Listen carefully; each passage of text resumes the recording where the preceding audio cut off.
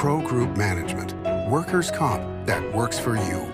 This is 7 at 7 from the Las Vegas Review-Journal. The jury wrapped up a second straight day of deliberation in the Robert Tellis murder trial. Thanks for joining us on 7 at 7 tonight. I'm Lena Bleetz.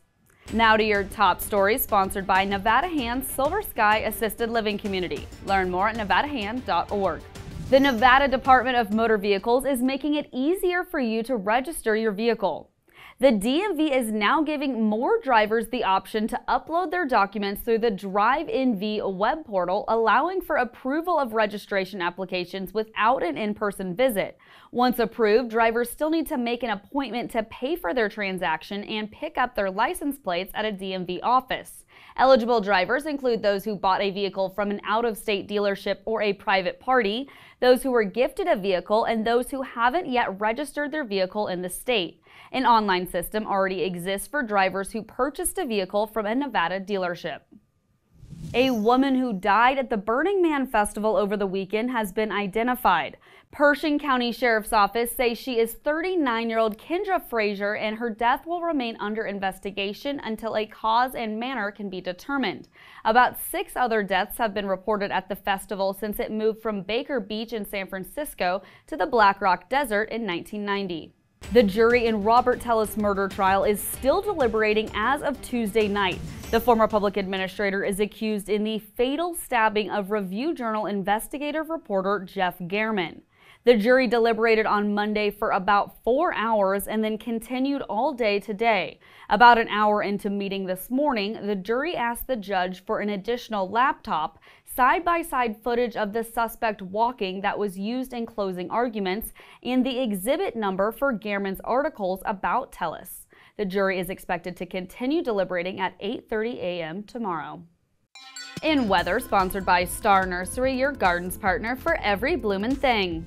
Clear skies ahead tonight with an overnight low of 75. Then tomorrow we could see a few clouds with a high of 106 and low of 79. Then on Thursday, a high of 105 and low of 81. And ending the week with some more potential clouds, high of 104 on Friday and Saturday with lows in the low 80s. And sunny days ahead starting Sunday and lasting through next week with highs in the mid 100s and lows in the low 80s, and no chance of rain in our future. In business news, brought to you by G Bank, your best banking experience ever. Kroger and Albertsons will defend their plan to merge in a federal court hearing. The two companies say joining together would help them cut costs and better compete with big rivals like Walmart and Costco. But the Federal Trade Commission sued to try to block the deal, saying it would eliminate competition and raise grocery prices. The commission also says quality would suffer and workers' wages and benefits would go down. The FTC is seeking a preliminary injunction that would block the merger, and a U.S. district judge is expected to hear from witnesses before deciding whether to issue the injunction. Sports brought to you by PT's Taverns. With over 65 locations, there's a PT's near you. Visit ptstaverns.com. Already off to a strong start at 2-0, Bishop Gorman, ranked as the number 1 5A team in the Nevada high school sports rankings and number 2 nationally by Max Preps, scored 19 unanswered points and rallied to defeat number 11 St. Thomas Aquinas 29-21 on Saturday. The Gales have a bye this week. They will return to face the number 1 nationally ranked team, Mater Dei, in Santa Ana, California on September 6th. In health, brought to you by CenterWell Senior Primary Care. Discover primary care focused on you. A potentially deadly virus known as sloth fever is now in the U.S. It's spread primarily through the bite of mosquitoes and tiny bugs known as midges.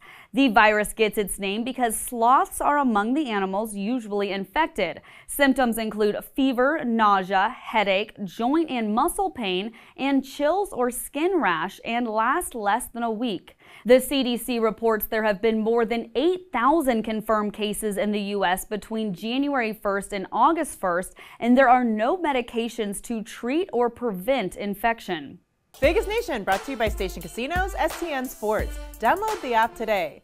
The Raiders have officially reduced their roster to 53 men. The moves included a pair of quarterbacks, leaving the Raiders with just Gardner Minshew and Aiden O'Connell. Veteran Nathan Peterman was released, as was undrafted rookie Carter Bradley. Here's General Manager Tom Telesco speaking on a pair of wide receivers the team did keep in Tyreek McAllister and Ramel Keaton. You saw from the beginning of OTAs until that last preseason game that there's some skill there to work with. Sports betting brought to you by the Las Vegas Paiute Tribal Smoke and Cigar Shop. The NFL season starts next week, and Circa Sportsbook has a prop bet posted for the last undefeated team. The 49ers are plus 455 favorites to be the last team to record its first loss, with the Lions the plus 575 second choice and the Chiefs at plus 875. The Eagles are next at plus 975. There's also a prop for the last winless team, and the Patriots are the 4-1 favorites. The Titans are the plus 550 second choice, followed by the Vikings at 8-1.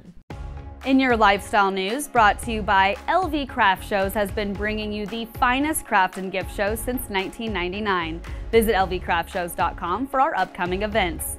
A new school, part of the Clark County School District, has opened for class.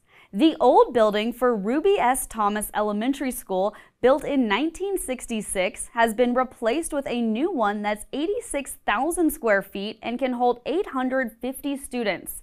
The $42 million project is part of the district's capital improvement plan, which identifies schools that need replacements. For the first time in its 25-year history on the Las Vegas Strip, the world-famous fountain show at the Bellagio was choreographed by a guest.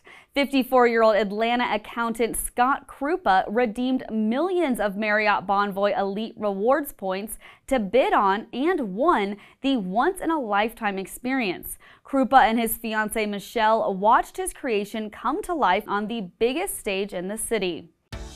Now for entertainment, sponsored by Arizona Charlie's, with live entertainment every weekend at both locations. Go to ArizonaCharlies.com to see who's playing.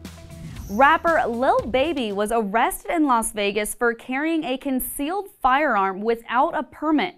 TMZ reports that police say he was seen on video at the Encore Hotel Casino being passed a gun at a nightclub. He was booked into the Clark County Detention Center on $5,000 under his legal name Dominique Jones and has been released. One of the rapper's attorneys says Jones has a valid Georgia carrying a concealed weapon permit and is, quote, investigating the facts and circumstances surrounding his arrest in Las Vegas. Nevada does not recognize concealed carry permits issued in Georgia. The Wynn Encore has not verified whether the incident happened at the resort's nightclubs.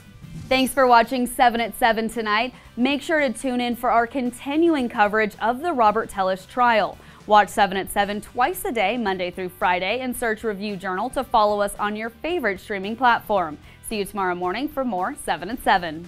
Review Journal Studio, sponsored by Adam Kuttner. Get the maximum settlement as quickly as possible. This 7 at 7 update, sponsored by Pro Group Management. You're watching 7 at 7 from the Las Vegas Review Journal.